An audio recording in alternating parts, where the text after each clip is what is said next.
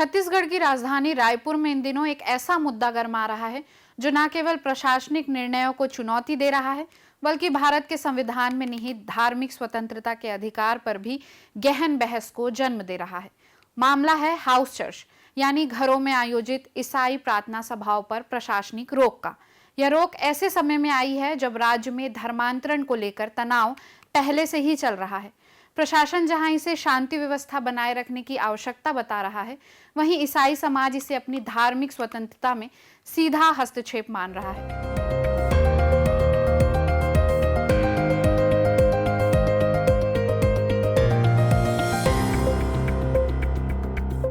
नमस्कार, खबरों की खबर में आपका स्वागत है। छत्तीसगढ़ जैसे आदिवासी बहुल राज्यों में धर्मांतरण को लेकर वर्षों से सामाजिक और राजनीतिक विवाद चलते आ रहे हैं। कई बार आरोप लगे हैं कि आदिवासी क्षेत्रों में जबरन धर्मांतरण की कोशिशें की जाती हैं। इन आरोपों की आड़ में कई बार ईसाई समुदाय को निशाना भी बनाया गया है। राज्य के विभिन्न हिस्सों से लगातार ऐसी खबरें आती रही है जिनमें हाउस चर्चों को लेकर स्थानीय लोगों और हिंदू संगठनों ने आपत्ति जताई है।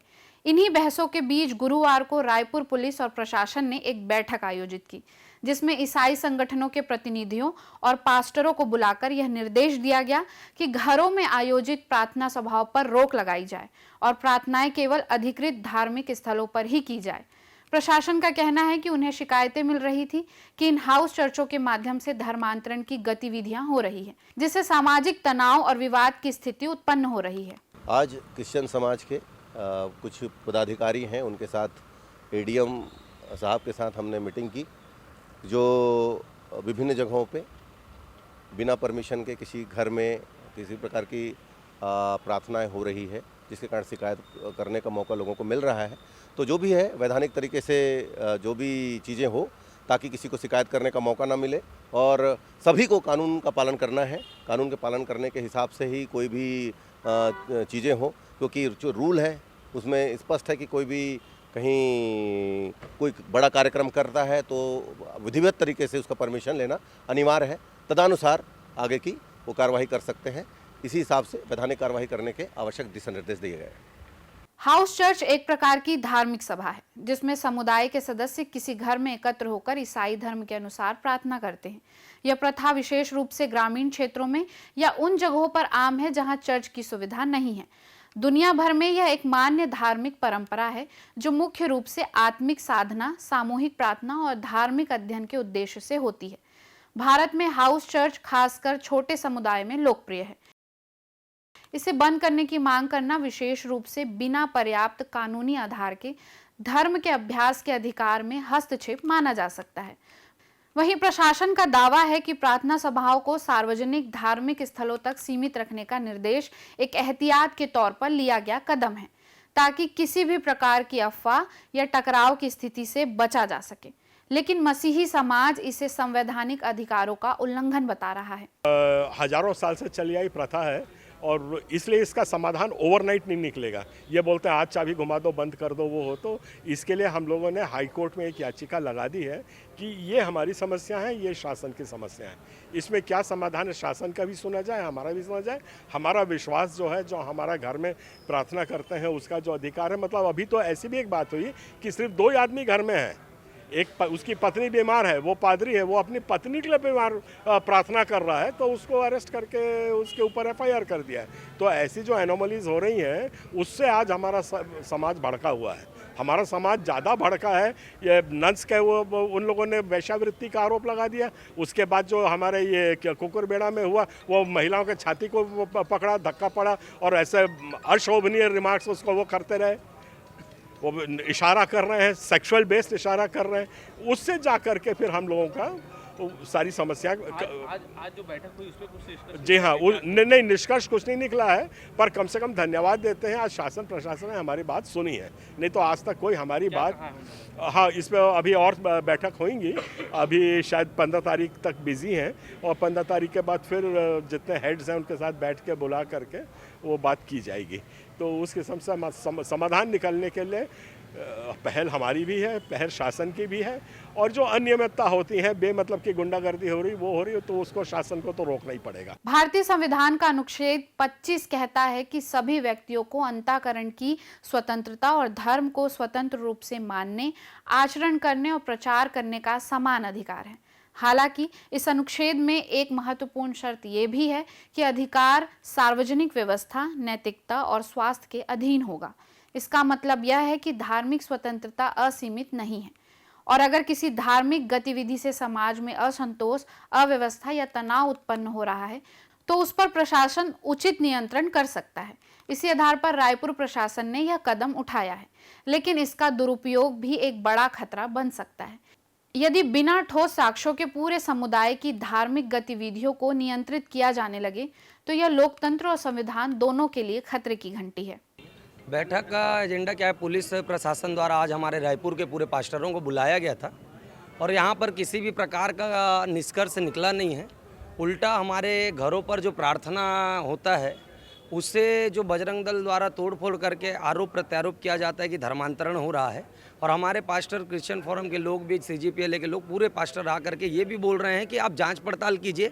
हम CCTV कैमरा तक लगा रहे हैं जिसमें वॉइस रिकॉर्डिंग भी होगा, और बातें जो है वो आप देखिए जांच पड़ताल करके कि हम धर्मांतरण करवा रहे हैं कि क्या करवा रहे हैं। फिर भी पुलिस प्रशासन द्वारा हमारे प्रार्थना स्थलों को बंद करने के लिए, घरेलू प्रार्थना सभा को बंद करने के लिए ऑर्डर दिया जा रहा है, और किसी प्रकार का उनके पास कोई भी ऐसा कानूनी ऑर्डर भी नहीं रखा हुआ है। इसमें एक ऐसा तर्क है हमारा, शासन, प्रशासन और तमाम जितने भी जो लोग हैं, हम मसीह समाज को कुछ एक दायरे से देख रहे हैं, एक दृष्टिकोण से देख रहे हैं, परंतु जब हम भीतर में जब आते हैं, जैसे कि हर धर्म के अंदर में कई प्रकार की माने एक प्रकार से देखा जाए तो मत मानने वाले अलग अलग होते हैं। जैसे मुस्लिम में जाएँ तो शिया सुन्नी होते हैं, और हर प्रकार के ऐसे धर्म होते हैं जिसमें होते हैं। वैसे ही हमारे जो क्या बोलते हैं अपने क्रिश्चियन समुदाय हैं, क्रिश्चियन समुदाय के अंदर में एक होता है पेंटिकॉस्टल, दूसरा पहला होता है कैथोलिक, दूसरा होता है प्रोटेस्टेंट, और तीसरा होता है पेंटिकॉस्टल। तो पेंटिकॉस्टल जो होता है, जो पेंटिकॉस्टल जो फेथ है, वो पेंटिकॉस्टल फेथ ये नॉन क्रिश्चियन लोगों का फेथ है। मतलब जो बाहर से अन्य धर्म, अन्य समाज, अन्य जाति से जो लोग आए हुए लोग हैं, जो विश्वास करते मानते हैं, जिनको ये कैथोलिक और प्रोटेस्टेंट जो फेथ है, ये बोर्न क्रिश्चियन लोगों का चर्च होता है। ये बोर्न क्रिश्चियन फेथ है, जहाँ पे जो आदमी क्रिश्चियन पैदा होता है, जन्मजात जो मसीह होता है, वही उसको मानता है। तो उन्हीं के यहाँ पर बड़े बड़े जितने गिरजाघर आप देख रहे हैं, मैंने इवन अब रायपुर में ही नहीं, अब भारत पूरे लेवल पर आप देखेंगे तो आपको बड़े बड़े जो चर्चेज जो ऑथेंटिक नज़र आते हैं, ये उन्हीं के चर्च है। तो वो एक्चुअल में क्या है, वो हमें हर प्रकार से हमको एक्सेप्ट नहीं करते हैं, और हमारा फेथ उनके फेथ से थोड़ा सा मिलता नहीं है, थोड़ा अलग प्रकार का है। हम होली स्पिरिट को मानते हैं, पवित्र आत्मा को मानते हैं।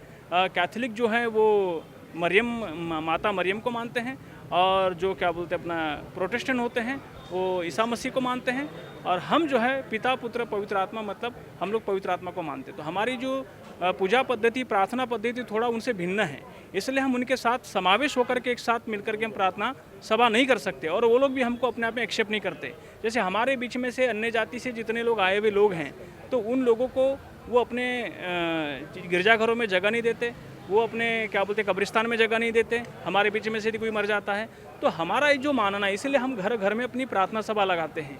तो घर घर में जो प्रार्थना सभा लगाना हमारा जो है हमारे लिए एक मजबूरी है, और इसीलिए हम लोगों के पास ना तो कोई पैसा होता है, ना तो किसी प्रकार से ऑर्गेनाइजेशन होता है। यहाँ पे जो व्यक्ति विश्वास करता है ईसा मसीह पर, उसके जीवन में जो भी होता है वो ईसा मसीह को मानता है। इस तरह से हमारा फेथ है, परंतु इस फेथ को हमने पूरी रीति से भी प्रशासन के सामने रखा है, परंतु प्रशासन जो है इसको एक्सेप्ट नहीं कर रहा है। वो हमको ढकेल रहा है कि आप उन्हीं जो बोर्न क्रिश्चियन चर्च है उसकी तरफ जाओ, तो हम वहाँ जा ही नहीं सकते। उनके और हमारे में बहुत तालमेल का बहुत फ़र्क है, इसलिए हमारी मजबूरी है, हम अपने घर में ही प्रार्थना सभा करेंगे और अपने घर में प्रार्थना सभा लगाएंगे। अब इसमें जो भी इनके पास गाइडलाइंस है, जो भी कुछ है, वो गाइडलाइंस भी नहीं है, कुछ नहीं है, कोई विधिवत कानूनन नहीं है। ये सब मौखिक रूप से यहाँ पे सब सारी बातें चीतें हो रही है जो हमें मान्य नहीं, इसलिए हमें किसी प्रकार का समाधान शासन की तरफ से अभी इस वक्त नहीं मिला है। ये यहाँ तक कि आज तक ये अपडेट है, और हम मांग करते हैं प्रशासन से कि हमें भी स्वतंत्रता दिया जाए, हमें भी आज़ादी दिया जाए, और हमें भी हमारे विश्वास की रक्षा रखवाली करने का जो हमें पूरे मौलिक अधिकार मिले हैं उस पर पूरी रीति से बात होना चाहिए। ऐसा नहीं कि एक पक्ष हमारे को मारे पीटे, हमारे साथ दबंगाई करे, हमारे साथ अनैतिक कार्य करे और उन्हीं के पक्ष में पूरा शासन भी और प्रशासन भी उन्हीं की पक्षी उन्हीं की बोली भाषा बोल रहा है। ये सरासर गलत हो रहा है। हालांकि धर्मांतरण के विरोध में लामबंद संगठन जैसे विश्व हिंदू परिषद और बजरंग दल लंबे समय से हाउस चर्चों पर सवाल उठाते रहे हैं। इनका आरोप है कि ये सभाएं केवल धार्मिक आराधना नहीं बल्कि छिपे हुए धर्मांतरण का माध्यम है। ऐसे में प्रशासन की यह पहल क्या वास्तव में कानून व्यवस्था को ध्यान में रखकर की गई है या फिर यह एक राजनीतिक दबाव का परिणाम है? यह एक बड़ा सवाल है। यह भी गौर करने वाली बात है कि इस प्रकार की शिकायतों की स्वतंत्र और निष्पक्ष जांच के बजाय सीधे रोक लगाने की कार्रवाई क्यों की गई? रायपुर में हाउस चर्चा पर रोक एक प्रशासनिक निर्णय जरूर है, लेकिन इसके दूरगामी सामाजिक और संवैधानिक परिणाम हो सकते हैं।